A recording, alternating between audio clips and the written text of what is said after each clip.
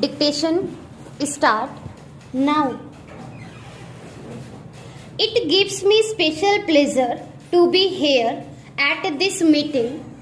I must say that I was very much attracted by the name of this organization when I first heard of it, because it is something which at this moment of our development we are very much in need of. Enterprise is perhaps the greatest of our national needs. Enterprise in agriculture, in industry, in science, and even in matters of civic initiative, in combating social evils such as communal friction and other types of frictions and tensions which arise from time to time, which threaten our unity, which threaten our progress, and sometimes threaten even our very survival. This is hardly the place to dwell on some of these tensions, although they have a very vital bearing on the progress of our industry. In today's society, in today's changing society, and the new elite are the entrepreneurs and the technologists, and in the situation which exist in our country, these two have a very special responsibility to society.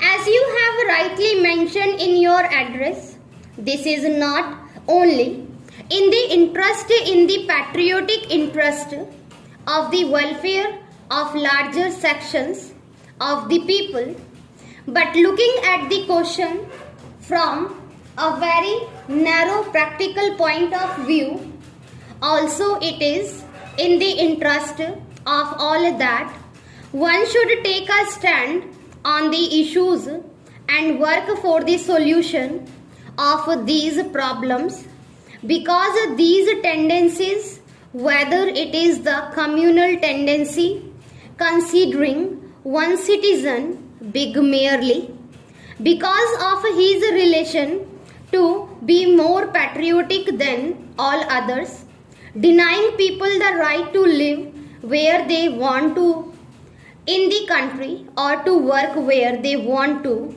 weaken the fabric of the nation.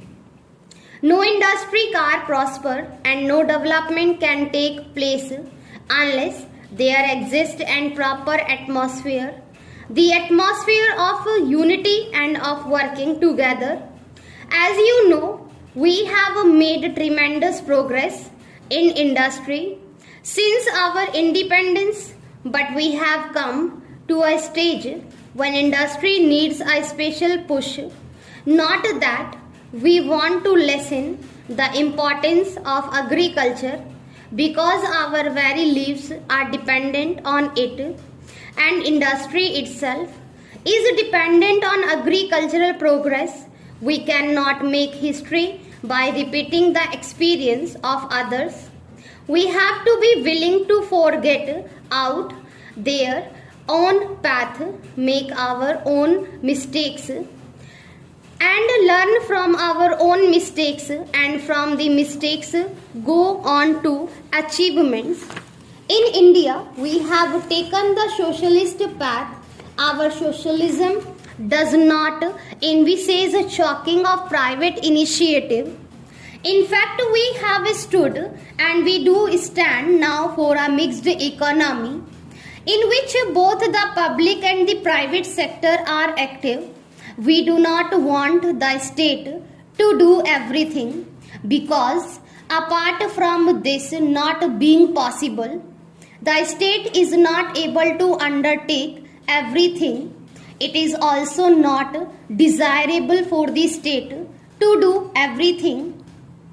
What then is our socialism? It means that the state takes upon itself the responsibility for wiping out poverty, for initiating steps which will increase production, for modernizing our economy by establishing key modern industries, for enforcing social purpose in all economic activities for reducing disparities and setting right the historic inequalities between different classes and different regions, and in particular for checking and preventing the growth of a monopoly.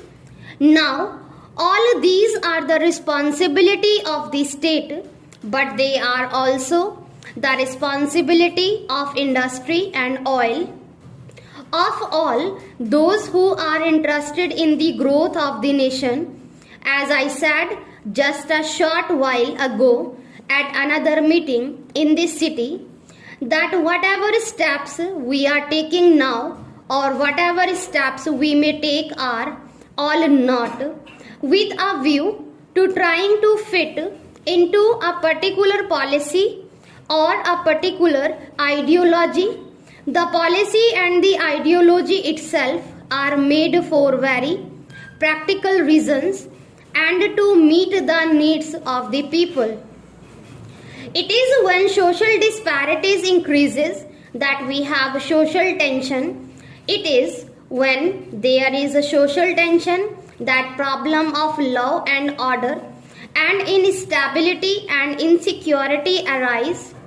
So these problems of inequalities, of disparities of meeting the rising expectations of the people are all too very much a part of the industrial scene, and unless we can deal with them, we cannot even advance industrially.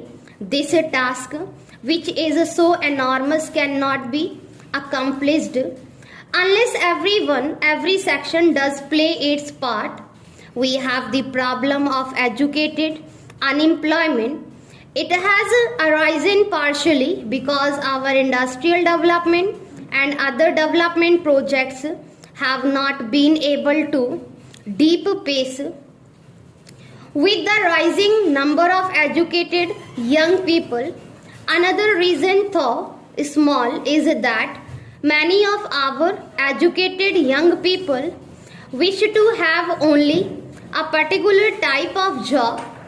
They would like to work in particular places and cities rather than in villages on the mainland, rather than on remote island or in the hills.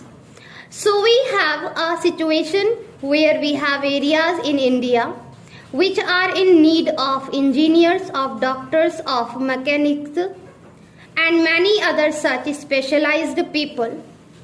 This lead to new problem and unemployment in the country.